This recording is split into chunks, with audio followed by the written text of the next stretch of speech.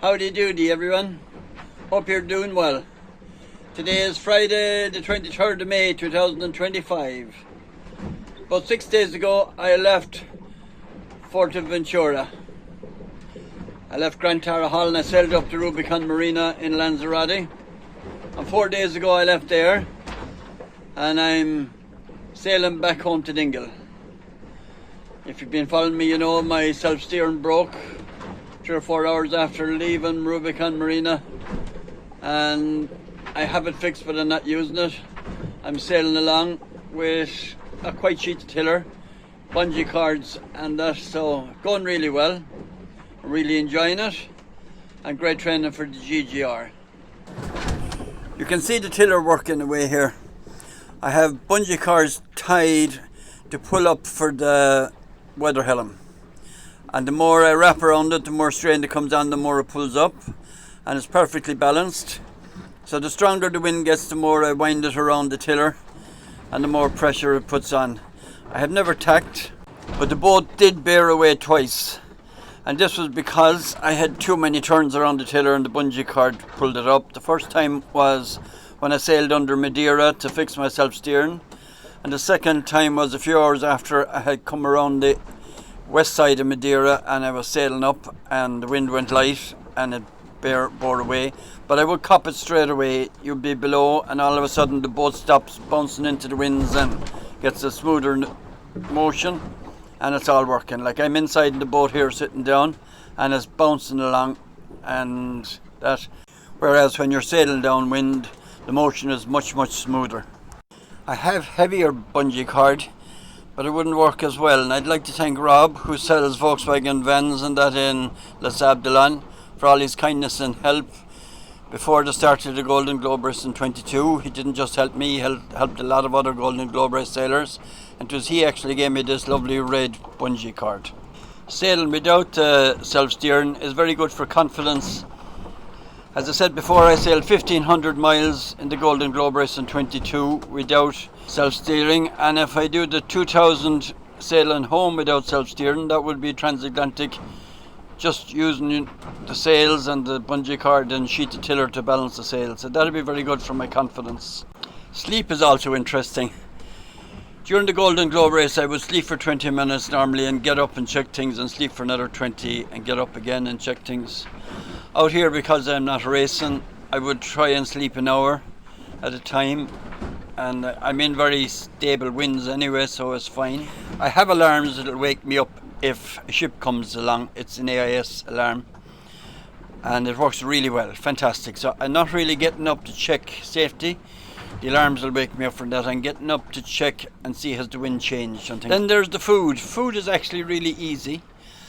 At the moment I have run out of fresh stuff except for fruit and bread and that, but I have plenty tinned and freeze-dried and stuff, so food isn't a problem in any way.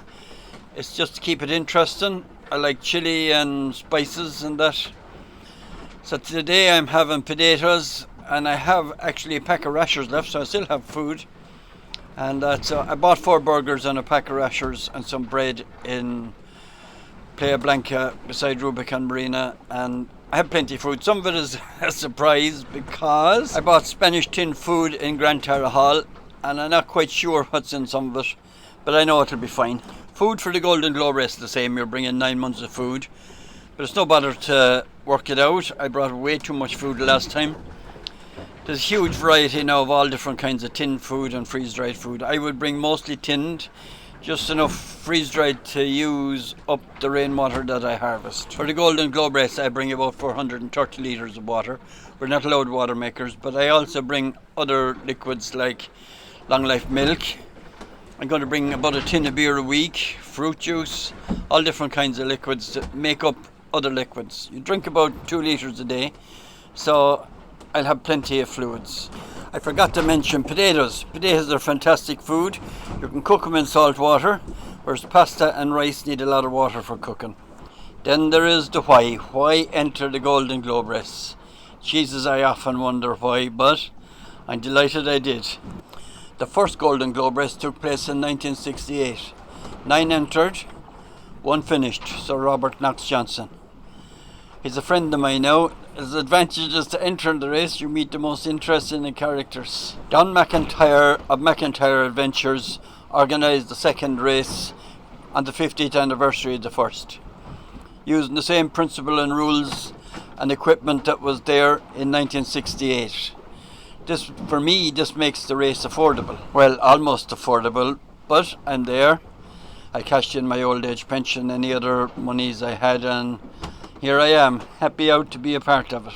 In the second race in 2018, 18 started, 5 finished, 4 sank, 1 was so badly damaged it limped into Cape Town and was written off as a wreck by the insurance company. So the races take place every 4 years from now on. I entered the 2022 race. Unfortunately, due to equipment failure, I had to pull into Cape Town. This was very depressing at the time, but I have moved on and I'm back in the race again. So we're back to why enter the Golden Globe race. As a child, I followed the Ostar, the single-handed transatlantic races, and I followed the Golden Globe race, the original one. And I dreamt of someday sailing around the world and doing transatlantic races. But it really wasn't possible for me, financially or experience-wise, but it was lovely to have the dream. Then in late 2017, through my brother John, I heard about the Golden Globe race for the first time.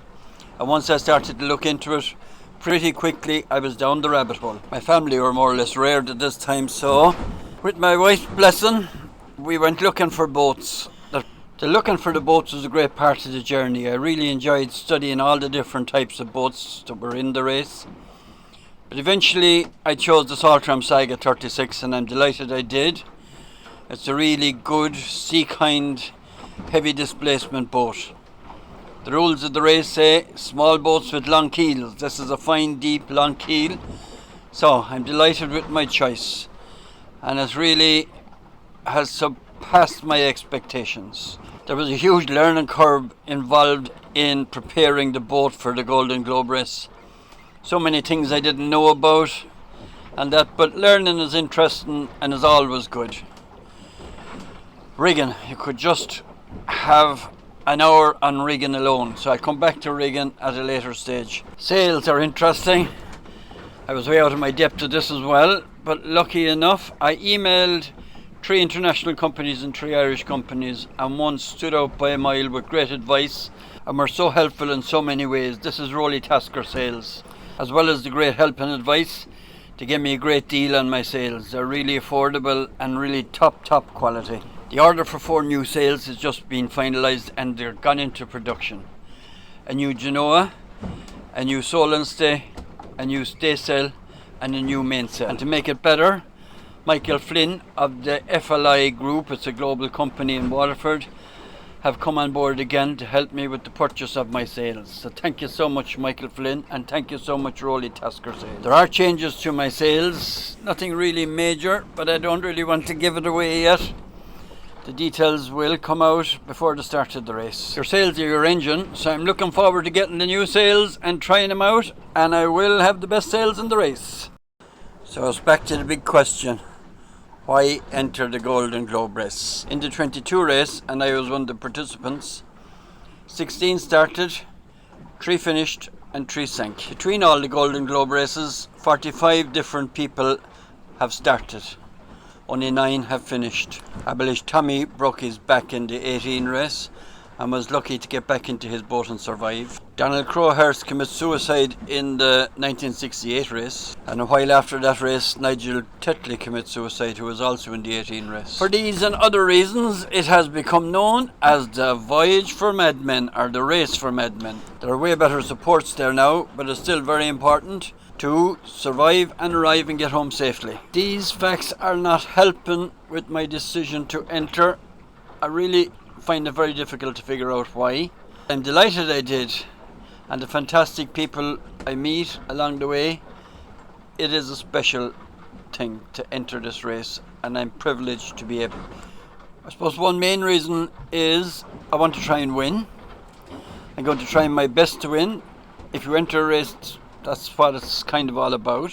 About 6 months before the start of the Golden Globe race in 22, my wife was diagnosed with Parkinson's disease. This was a terrible shock at the time, heartbreaking, but actually with meds and that, it's all manageable and she's doing great. Quite soon I'm going to start raising money for Parkinson's again, and hopefully you will all be able to help in some way. And now for a sneak preview of one of my secret weapons, the new Aries.